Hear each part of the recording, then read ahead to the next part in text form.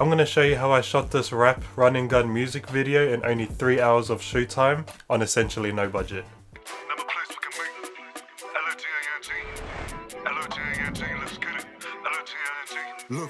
I'll be sharing my process from the pre-production, filming, editing, as well as showing some tips I've learned while shooting these run and gun style videos.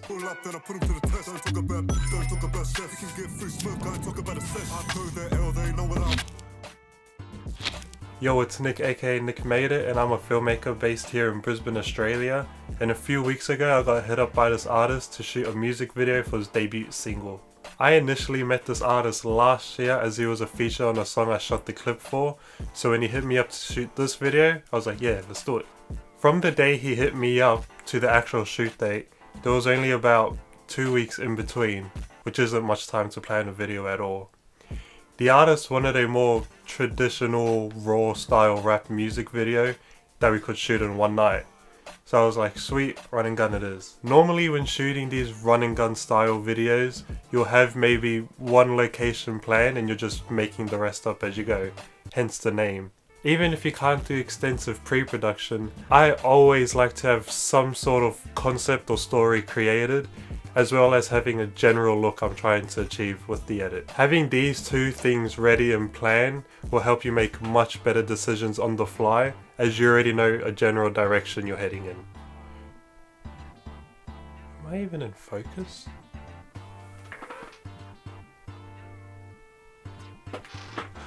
The first thing I do when I'm starting any new project is I open a new Notion page to just write all of my ideas. Now when planning music videos specifically, I like to have the song on repeat and just jot down any ideas that come to me. This could be a story or concept, editing techniques, transitions, what colors I want to use. I just write everything. After I have a list of all my ideas, I then like to consolidate that list and build it out from there. However, since this was a run and gun style shoot, I kept it super basic with only a look and feel I wanted to achieve. I then used this feeling I've come up with to create a mood board that I can reference while shooting and editing. For this music video, I wanted it to have that classic orange and teal film-like look. Another thing I like to do for these run and gun style shoots is create super vague scenes. For example, the scenes for this video was a car scene, alleyway scene, a building scene, group scene, and a payphone scene. Even if you don't end up shooting all of these, it's super handy to be able to reference so you're not just wasting time trying to think of what to film. I will then find locations that match these scenes. When location scouting, there's a few things I like to keep in mind. Is it close to the artisan eye? If it's an outdoor setting, say a car park, will it be busy? And can we shoot multiple scenes in this one location?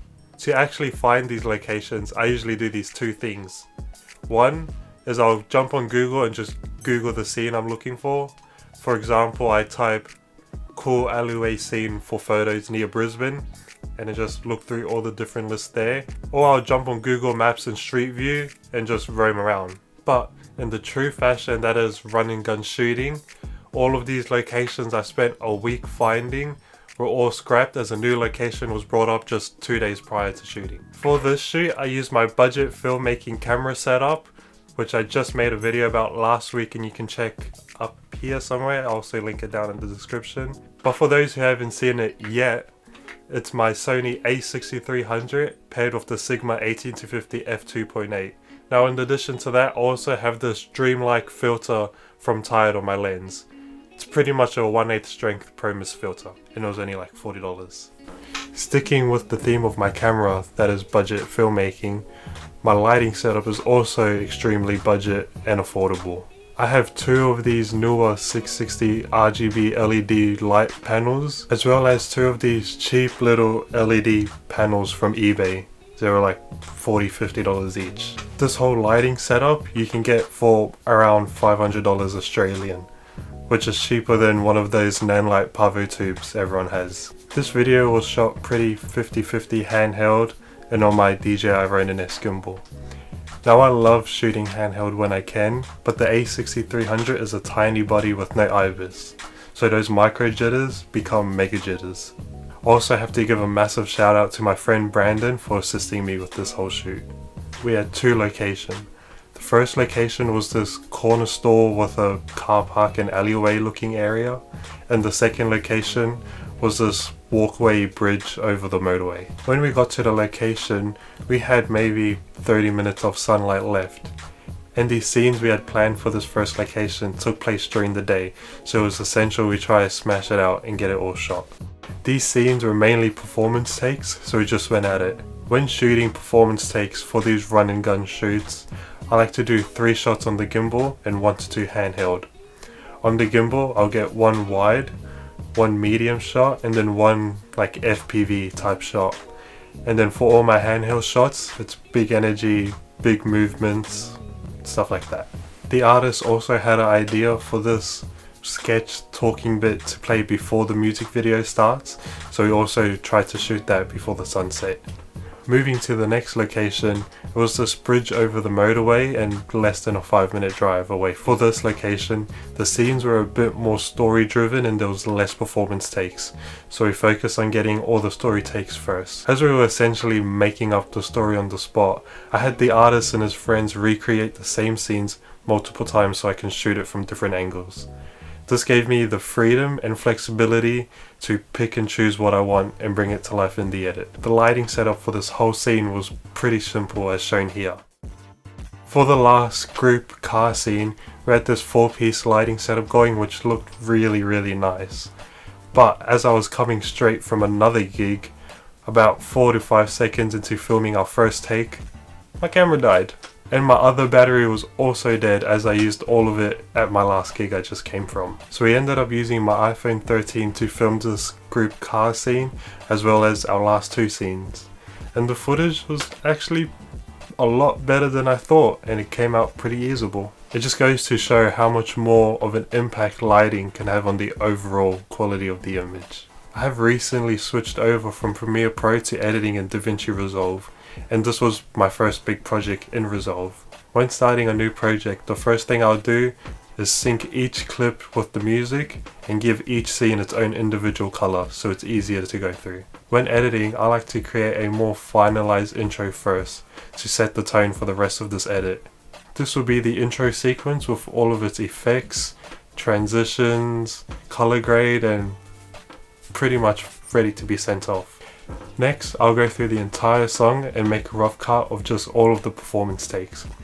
As I already knew I wanted it to be a high energy, fast paced type of clip, that helped me choose which clips I was going to showcase and what beats to cut to.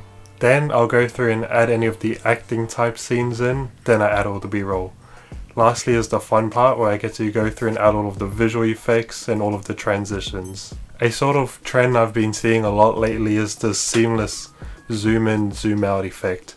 So I wanted to use that as a motif sort of and build on that effect for this video. My color grading process for this video was really simple.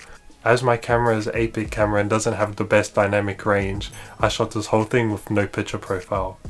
But one thing I did do was I played into the grainy and noisy image my camera naturally produces to help give that film-like look better.